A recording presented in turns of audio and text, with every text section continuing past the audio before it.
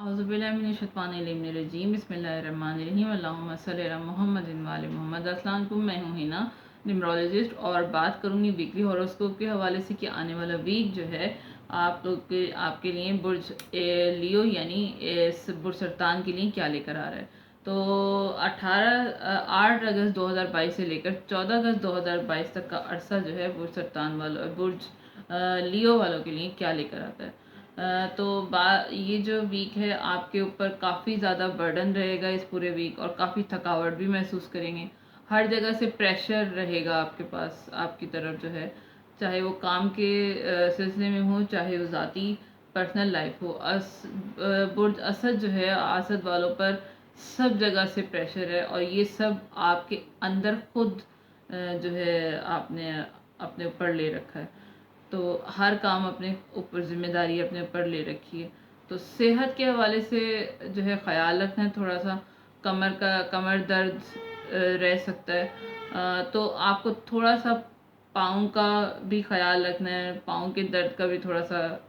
तबीयत आपकी जो है, तबीयत की तरफ आप ध्यान नहीं दे रहे इस पूरे वीक में।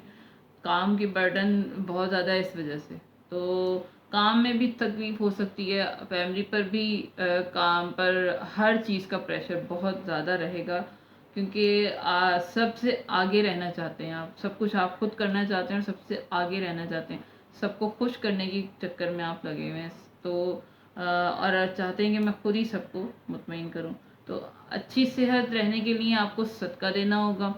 किसी के लिए सख्त लफ्ज़ नहीं बोलना, कोशिश करें गुस्सा नहीं करना, और किसी के भी लड़ाई झगड़े में बीच में आपने नहीं पड़ना, भाई के साथ भी नहीं, क्योंकि उससे आपको थोड़ा सा जो है टफ टाइम मिलेगा अगर आप इस चीज़ पर कंट्रोल नहीं करते। तो रूखा जो है गिला शिकवा जो आप नहीं करना किसी से, ना ही आपने किसी से सख्त लफ्ज़ बोलने। तो इन सब के लिए कि आपका वीक जो है स्मूथ हो जाए, तो उसके लिए जो है सदका दें आप दूध का। एक पाव दे दें, एक पैकेट जितना भी आप, या फिर जितना आपको हासिल, इससे ज़्यादा आप जो है सदका दे दें, तो आपका ये वीक जो है स्मूथ रहेगा। और जो रुके हुए काम में ये जो ऑब्स्टिकल आ रही हैं, वो इंशाल्लाह ताला जो है उससे निकल जाएंगे आप। तो ये थी बुर्ज लियो के हवाले से इन्फॉर्मेशन कि इनका वीक कैसा रहेगा। मेरी वीडियो को लाइक, शेयर, सब्सक्राइब कीजिएगा, कमेंट्स में भी बताइएगा, क्योंकि इससे मेरी हौसला अफजाई होगी, और दुआओं में ज़रूर याद रखिएगा। दुआ करती हूँ कि परवरदिगार सब के लिए आसानियाँ पैदा करे, और हमारे लिए जो है रास्ते हमवार करे, हमें राह मुस्तकीम पे चलने की तौफीक अता फरमाए।